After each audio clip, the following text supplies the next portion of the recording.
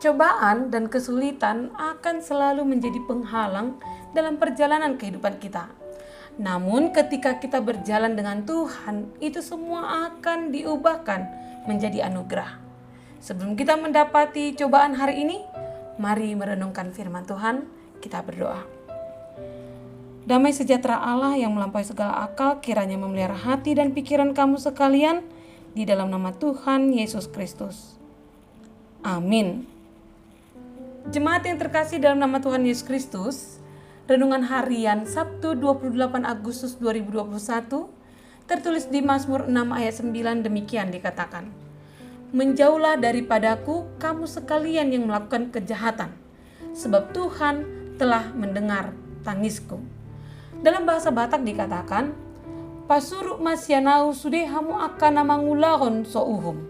Ainunga ditangi hot Jehovah suarani anggukku." Demikian firman Tuhan. Hidup dan pergumulan adalah ibarat saudara kembar yang tidak identik. Kalau kita hidup pasti ada pergumulannya. Kalau ada pergumulan itu artinya kita hidup. Kalau kita tidak ada pergumulan itu berarti kita tidak hidup. Ada orang hanya punya satu pergumulan, sementara yang lain punya lebih dari satu pergumulan. Pergumulan itu adalah realita yang mesti diterima. Pergumulan-pergumulan pasti akan kita alami di dalam kehidupan ini. Pergumulan itu harus kita hadapi dengan bergantung pada Tuhan. Janganlah lari dari kesusahan kita. Kita harus semakin memohon belas kasih Tuhan untuk memberikan pertolongannya. Lagu gereja bertema memohon belas kasih Tuhan dikenal dengan istilah Kyrie eleison, yang berarti Tuhan kasihanilah. Lagu ini biasanya dinyanyikan saat umat memohon belas kasih Tuhan dalam tata ibadah pengampunan dosa. Penulis Mazmur 6 pun tengah memohon belas kasihan Tuhan.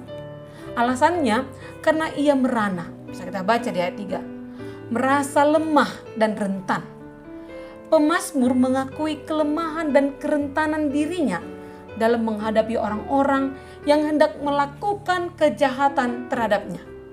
Itulah sebabnya ia mengeluh dan menangis sepanjang malam. Yang menariknya adalah bahwa dalam situasi seperti itu pun pemazmur pertama-tama tidak merancang strategi A atau B atau strategi C. Hal yang ia lakukan pertama-tama adalah melibatkan Tuhan dalam situasinya dan mengakui kerentanannya sendiri. Ia membawa persoalannya kepada Allah yang walaupun bisa menghukum seketika itu dan dia bisa penuh dengan kemarahan, tetapi dia adalah Allah yang diyakini Tuhan yang penuh dengan kasih setia, serta Allah yang selalu bersedia mendengarkan keluhan, rintihan orang yang lemah dan yang dijahati sesamanya. Bagi pemazmur, Allah bukan ada di awang-awang serta jauh dari ciptaannya. Allah adalah pribadi yang nyata yang melakukan pembelaan dan menolong mereka yang lemah dan yang rentan, dan dia selalu dekat dengan ciptaannya. Apakah saat ini hati Anda sedang sakit, sedih, dan perlu pertolongan? Apakah hidup Anda sedang dihimpit permasalahan dan kesukaran, dan Anda merasa merana sendiri? Jika Anda sedang resah, datanglah kepada Allah dan dengan jujur memohon Kyrie eleison. Tuhan, kasihanilah aku orang yang lemah ini. Engkaulah harapan dalam menghadapi keresahanku. Dan kita harus yakin bahwa kita tidak sendirian. Kadangkala hal-hal kecil dapat membuat kita jatuh, bukan? Komentar yang tidak mengenakan dari seorang teman, kabar buruk dari sanak saudara, kesulitan keuangan, atau anak yang sulit diatur dapat memunculkan awan gelap, kemuraman di atas segala hal. Bahkan di hari yang cerah sekalipun kita merasa gelap. Penyakit yang tidak kunjung sembuh, khususnya di penantian kita agar pandemi COVID-19 segera berlalu, tampak begitu belum jelas bagi kita. Dan persoalan lainnya. Pengalaman Daud dalam teks ini menggambarkan pengalaman kita saat ini. Namun ia tahu apa yang dilakukannya saat itu, saat dia jatuh. Ia memandang ke atas dan percaya bahwa Allah akan memelihara dan menolongnya. Sehingga dia yakin mengatakan, menjauhlah daripadaku, kamu sekalian yang melakukan kejahatan, sebab Tuhan telah mendengar tangisku. Saat kita memandang ke atas dan memusatkan perhatian kepada Allah, maka sesuatu yang baik pasti terjadi. Keyakinan kita akan terbangun. Mata kita tidak lagi tertuju kepada diri sendiri.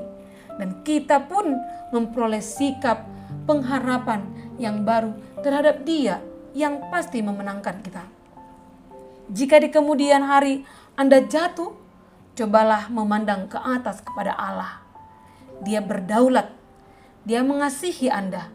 Dia menganggap Anda istimewa.